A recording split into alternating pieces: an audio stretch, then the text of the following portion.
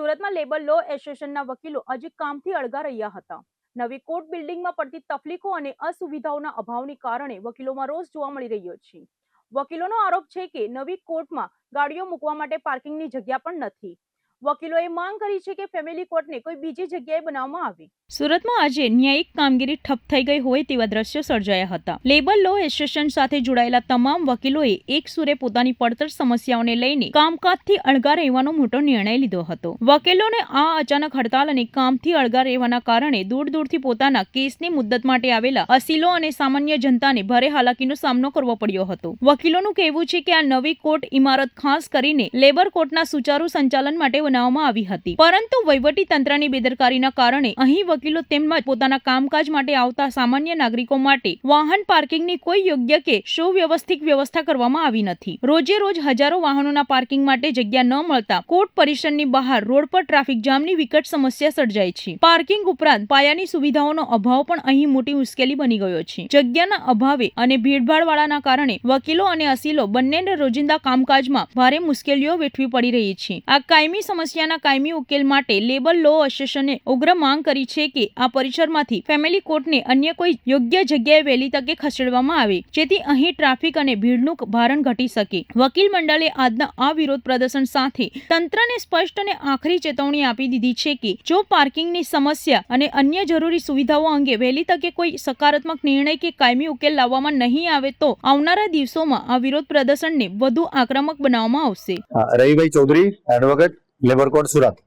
આજથી કેમ અડગા રહેવું પડ્યું? આજે કામથી એટલે અડગા રહેવું પડેલું કે અહીંયા જે અમારા લેબર કોર્ટ 1 વર્ષથી નવી કોર્ટ બનાવવામાં આવેલ છે, એને ફક્ત લેબર કોર્ટ માટે બનાવવામાં આવેલ છે. અને અહીંયા લેબર કોર્ટમાં જે લેબર આવે છે, વકીલ લોકો આવે છે, યુનિયન પ્રતિનિધિ આવે છે, અહીંયા પાર્કિંગની જે વ્યવસ્થા કરવામાં આવી છે એ બહુ નાની છે.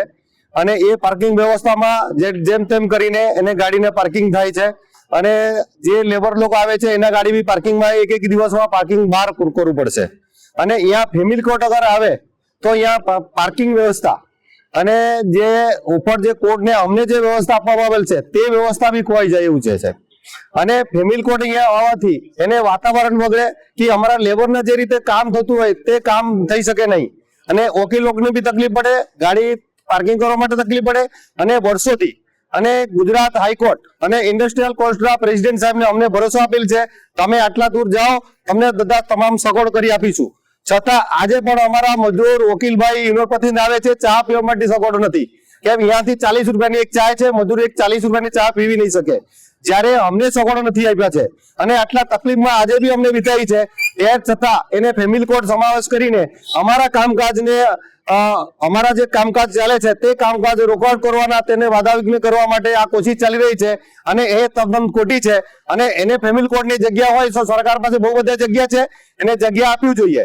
અને જે બહુ બધી જગ્યા છે ત્યાં જે ફેમિલી કોર્ટ છે તે બનાવવું જોઈએ. ભવિષ્યમાં ફેમિલી કોર્ટ 7 થાય કે 10 થાય એને સરકાર જોવાનું હોય. અને એ શ્રમભવન છે આખા પૂરા ગુજરાતમાં જે શ્રમભવન છે ત્યાં કોઈ ઓનલી શ્રમભવન લેબર કોર્ટ માટે છે અને કોઈ બીજો કોર્ટ આવતો નથી. એને આને સુરત માટે શું છે?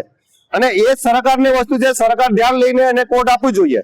અને એ જે લેબર કોર્ટમાં જે ફેમિલી કોર્ટ સમાવેશ થાય છે, અમને સખત વિરોધ છે. એના માટે આગળ ઉગ્ર આંદોલન કરવાનું છે અને જેલ આંદોલન કરવાનું છે. કોઈ પણ થાય એને પોલીસ ધરપકડ કરે એ બી અમને જવા તૈયાર છીએ બધા. એના માટે ફેમિલી કોર્ટ આવે અમને સખ્ત વિરોધ છે. અને આજથી અચૂક મોટા સુધી અમારા હડતાલ ચાલુ.